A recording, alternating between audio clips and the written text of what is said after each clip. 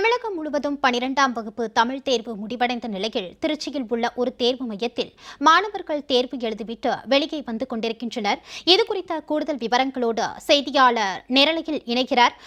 வணக்கம். தற்போது அங்கு மாணவர்கள் இதுகுறித்து என்ன சொல்லியிருக்காங்க? வினாத்தாள் எந்த அளவுக்கு ஈஸியாக இருந்தது? அது போன்று ஏதாவது சொல்லியிருக்காங்களா? கூடுதல் விவரங்களை சொல்லலாம்.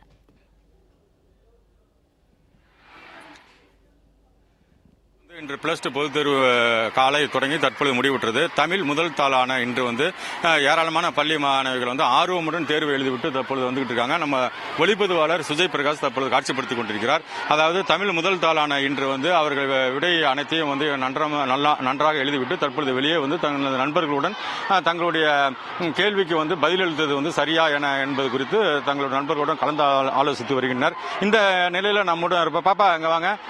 நீங்க இப்ப இந்த +2 பொதுத் தேர்வு எழுதிருக்கீங்க. இப்ப +2 இந்த வினாத்தாள் தான் தற்பொழுது தமிழ் முதல் வினாத்தாள் வெளியாகி உள்ளது. இந்த தேர்வு தமிழ் முதல் நாள் இன்னைக்கு எப்படி இருந்ததுமா? எக்ஸாம் பேப்பர் தமிழ் ஈஸியா தான் இருந்துச்சு. எல்லாமே படிச்ச கொஸ்டின் தான். கொஸ்டின் பேப்பர்ல தப்புன்னா எதுவுமே சொல்ல முடியாது சார். இப்ப தமிழ் இன்று முதல் தாய்மொழி தேர்வு, இந்த தேர்வு எப்படி இருந்தது? ஈஸியா இருந்ததா? இதுல ஏதாவது உங்களுக்கு நடத்தாத பாடத்துல இருந்து கேள்வி பதில் வந்ததா? எப்படி இருக்கு சொல்லுங்க. அப்பெல்லாம் எதுவுமே இல்லை, எல்லாமே நாங்க படிச்சது மட்டும்தான் இருந்துச்சு. இதே மாதிரி எல்லா சப்ஜெக்ட்லயும் கேட்டா நல்ல மார்க் எடுத்துடலாம்.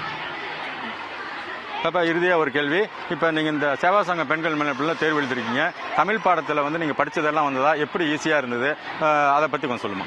தமிழ் கொஞ்சம் நல்லா ஈஸியா இருந்துச்சு, சூப்பரா இருந்துச்சு. நல்லா படிச்சது எல்லாமே இருந்துச்சு. புக் பேக் எல்லாமே ஈஸியா இருந்துச்சு. சூப்பரா தேர்வு எழுதியிருக்கோம். வாழ்த்துக்கள். அதாவது இவர்கள் தமிழ் இன்று +2 முதல் தேர்வு கல்லூரி மேற்படிப்பு படிப்பதற்கு இந்த +2ல் எடுக்கும் மதிப்பெண் தான் அவர்களுடைய வருங்கால வாழ்க்கையை நிர்ணயிக்கும். இது அந்த அளவுக்கு மிக முக்கியமான இந்த +2 பொதுத் தேர்வு திருச்சி மாவட்டத்தை பொறுத்தவரையிலும் 258 பள்ளிகள்ல இருந்து 131 தேர்வு மையங்கள் எழுதுறாங்க. இது மட்டும் இல்லாம சிறைச்சாலையில அங்க இருக்கும் கைதிகள் 24 பேர் இன்று +2 தேர்வு எழுதுகிறார்கள். இது மட்டும் இல்லாமல் மாற்றுத்திறனாளிகள் 324 பேர் எழுதுகிறார்கள். தொடர்ந்து திருச்சி மாவட்டத்தில் இப்பொழுது முதல் தமிழ் விருப்ப தேர்வு முடிவடைந்த நிலையில் அனைத்து வினாவும் தங்களுடைய கேள்வியும் ஈஸியாக இருந்தது என கூறிக்கொண்டிருக்கின்றனர். தங்களது மகிழ்ச்சியை வெளிப்படுத்தி இருக்கும் நிலையில நண்பர்களுடன் தங்களது விடை சரியானதா என்பது குறித்தும் கலந்து ஆலோசித்துக் கொண்டிருக்கின்றனர். மீண்டும் ஒளிப்பதிவாளர் சுஜய் பிரகாஷ் அந்த பகுதியை காட்சிப்படுத்திக் கொண்டிருக்கிறார். அந்த +2வில் தமிழ் விருப்ப தேர்வு இன்று நல்ல முறையில் படித்ததாகவும் தாங்கள் படித்த அனைத்து வினாக்களுக்கான கேள்விகளும் ஈஸியாக இருந்தது எனவும் கூறி அவர்கள் தற்பொழுது மகிழ்ச்சியை வெளிப்படுத்தவர்கள் தங்கள் நண்பர்களுடன் தொடர்ந்து தங்களுடைய வினாத்தாளை வைத்து அவர்கள் கலந்து ஆலோசித்துக் கொண்டு வரும் காட்சியை நாம் பார்க்க முடிகிறது.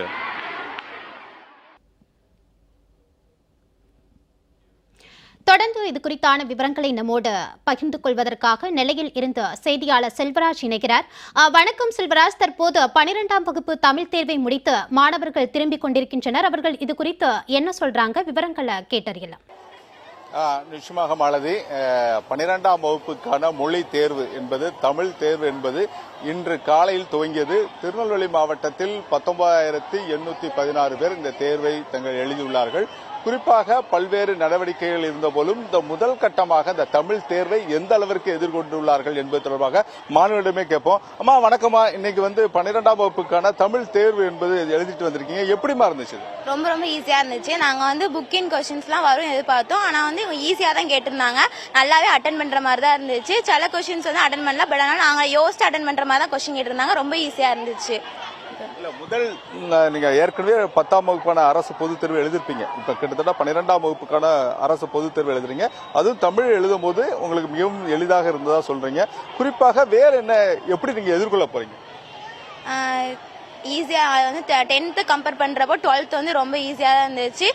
10th எழுதுனால எங்களுக்கு 12th ரொம்ப ஈஸியா தான் இருந்துச்சு. அட்டன் பண்ற எல்லா கொஸ்டினுமே அட்டன் பண்ற மாதிரி தான் இருந்துச்சு. கஷ்டம்னு சொல்ல முடியாது. இனி வர எக்ஸாம்ஸும் ஈஸியா இருக்கும்னு நம்புறோம். எல்லாமே எழுதிடலாம், அட்டன் பண்ணிடலாம் அப்படிங்கிற நம்புறோம். அம்மா சொல்லுங்கம்மா, நீங்க எந்த அளவுக்கு எதிர்கொண்டீங்க இந்த தேர்வை? அது தொடர்பான தகவல் சொல்லுங்க.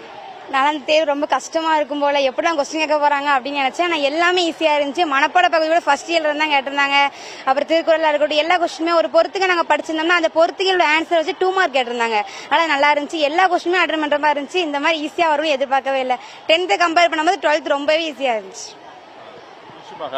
நீங்க நேரடியாகவே கேட்டிருக்கலாம். தற்போது இந்த தமிழ் பாடம் என்பது மிக எளிதாக இருந்ததாக மாணவிகள் தங்கள் தெரிவித்துக் கொண்டு வருகிறார்கள். மீண்டும் தங்களோட உற்சாகம் என்பது அவர்கள் முகத்திலே தெரிகிறது.